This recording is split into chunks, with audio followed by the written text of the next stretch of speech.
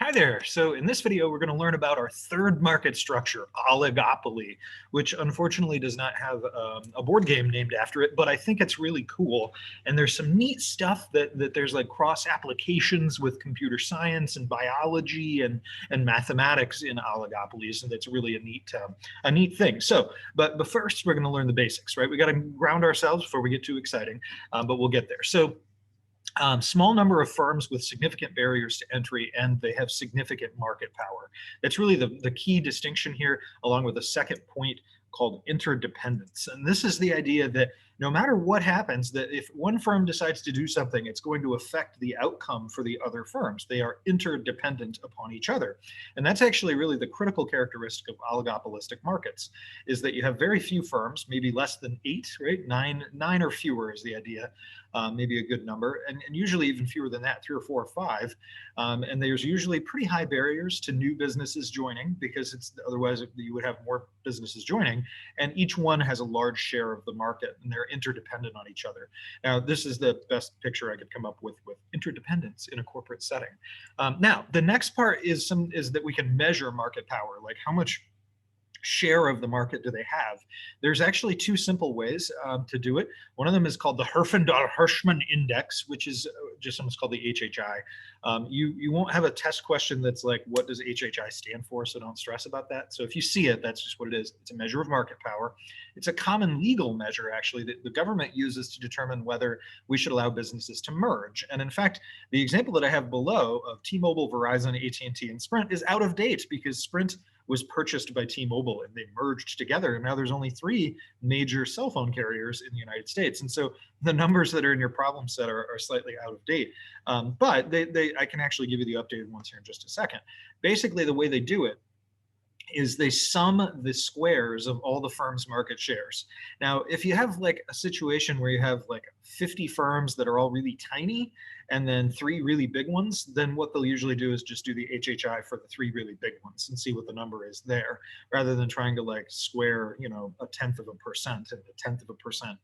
They don't do that. They just ignore all the really tiny ones and do 3 or 4 of the big ones. And so, for example, if you had 4 companies like T-Mobile, Verizon, AT&T, and Sprint, and this was actually the numbers as of 2018, 2019, they had 30%, 30%, 20%, and 20% of the market shares. That's roughly where they were. And so you can see, we squared that, that's 900. And then we've got 900. And then you've got 400 and 400.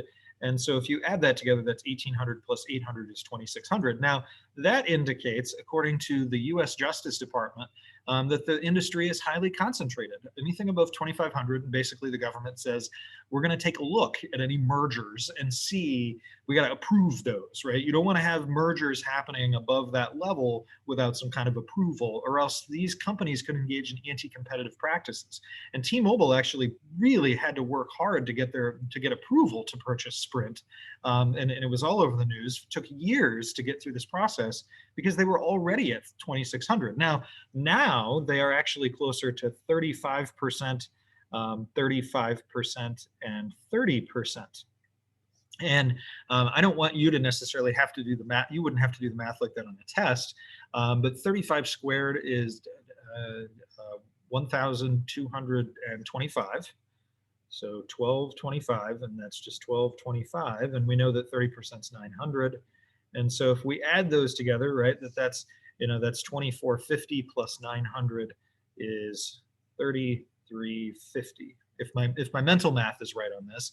And so we actually went from 2,600 to 3,350. Again, I'm doing this on the fly, so this could be wrong. But it obviously pushed the concentration ratio even higher. They have the numbers actually for tons of different industries. And I would encourage you, if you're interested in the subject, go look them up. Like, you can Google them. They're on the internet, what the HHIs are for a variety of different manufacturing and service industry type things. Usually they're pretty low for things like grocery stores. Nationally, you'd have a very small number and things like that. Another way to think about why this would be helpful is to think about just knowing the number of firms wouldn't actually tell you a whole lot. Because if you had 2 firms and they both had, I'm going to use the space down at the bottom, they both had 50%, and you can tell that I'm excited about this because it's math. 50%, 50%, well, that's 2,500 and 2,500. So the HHI value is 5,000, right? But the benefit of having an HHI is that you can distinguish between that situation and one where it's 99% and 1%, right? And the square of that's just 1, and that's 9801. And so you add those together, and that's 9802. And so you can see very clearly, this would still be very concentrated with 5,000. We would say that that's highly concentrated, but it's a whole world of difference compared to 9802, in which you're effectively operating as a monopoly. So, trick question here, what's the HHI for a monopoly? 100 squared, so 10,000, right? So think about, that's the maximum is 10,000. So you could see a test question that would say that, if there's a 10,000 HHI, what's the market structure? It's a monopoly. Okay. You won't see questions that ask you oh, if it's 1720, what is that? No, you're not going to get questions like that. So don't worry about this part specifically. You may see questions that ask you to do something really simple, not even to this level of elaborate stuff, and certainly not 35 squared, because that's not something that most people can do in their heads, or 99 squared. So it's going to be mental math is what you'd ask for. Now, the other legal measure is just four-firm concentration ratio, which is basically you sum up the market share of the 4 largest companies, and if it's above 50%, it's an oligopoly usually, is what people would say. If it's above 90%, it's really an oligopoly. It's not as useful, though, as you can imagine, compared to HHI, because both of these two would be highly concentrated, and the four-firm concentration ratio would just be 100%, 100%. So it doesn't allow you those little subtle distinctions that an HHI does. So that's why I really like the Herfindahl-Hirschman index for this.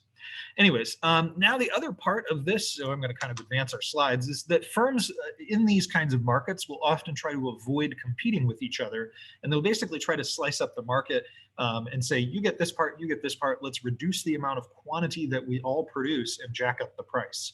And in so doing, what they're trying to do when they do this, if they're formally doing it, is they create a cartel or a trust. Those are kind of words that mean kind of the same thing.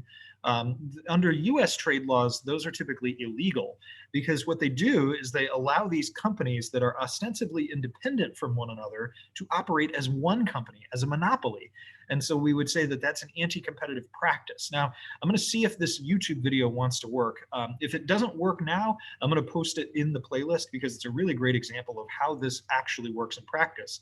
Now, the one thing to know is that formal collusion via forming things like cartels and trusts are not inherently stable, because you have an incentive to cheat on the cartel. If you think that everybody else is going to reduce their quantity and the price will get jacked up, then it's in your interest, if you're one of the 4 or 5 companies, to actually cheat and overproduce a little bit, especially if they won't notice. So I'm going to try and see if this will work.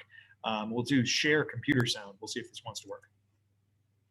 When the firms of an oligopoly band together and behave as a monopoly, that is collusion. When the firms collude, they have agreements not to compete.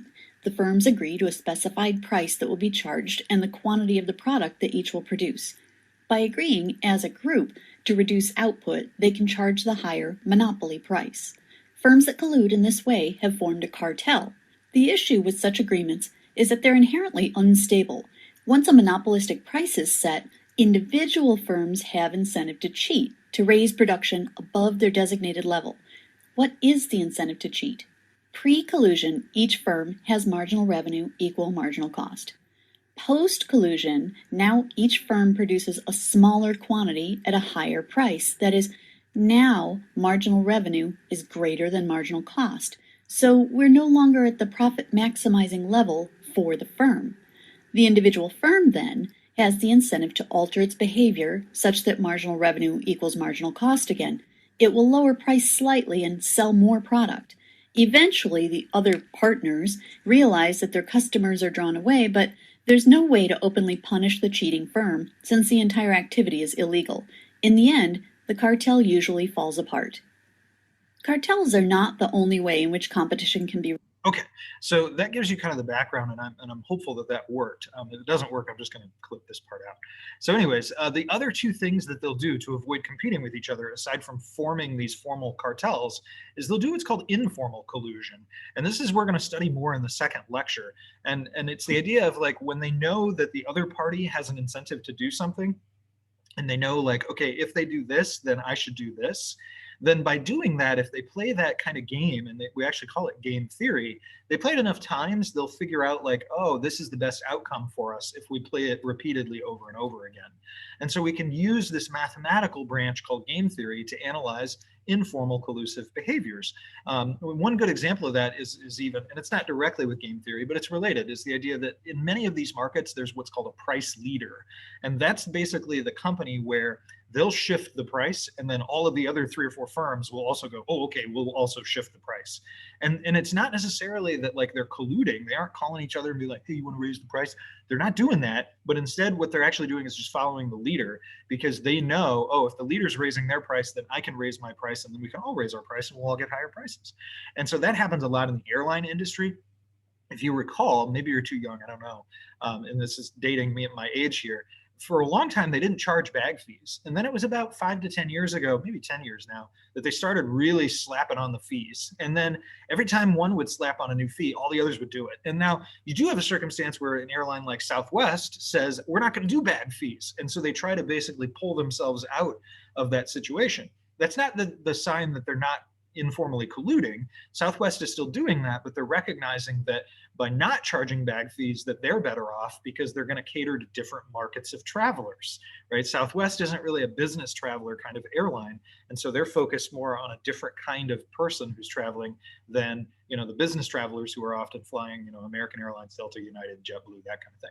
Anyways, the last way that they're going to actually try to avoid competing with each other is through something called product differentiation, which is an entire subfield of economics and marketing and business and finance. And it's really cool. Unfortunately, we don't have time to get too far into it. But basically, it just means that they will try to persuade consumers that their brand is better, right? And you could see this all over the place. And this is true in you know, airline industries, and cell phone industries, in car industries. Anytime when you have 3 or 4 or 5 major players in the market, you'll often have this happen. And even it happens in smaller geographic areas with things like grocery stores, right? In the St. Louis area where I am, you know, there's only 3 or 4 or 5 major grocery store chains. And so they'll do these like product differentiation things. They'll be like, we're going to compete for this style of consumer, and we're going to have this brand loyalty technique and things like that. They try to make it difficult to switch from one to the other. So Android and iPhone don't talk to each other very well because they aren't supposed to, right? It's in the incentive of Android and iPhone to not have you easily, you know, transitioning apps from one to the other and that kind of thing. And so that's all under the umbrella of what we call product differentiation. Advertising, warranties, amenities, non-price competition on things like, you know, we'll give you these rewards and things like that. So anyways, there's a whole module in the textbook about it. It doesn't form a huge part of the AP economics curriculum, but it is very interesting. So anyways, I hope this helps you understand the basics of oligopoly, and I'll see you next time.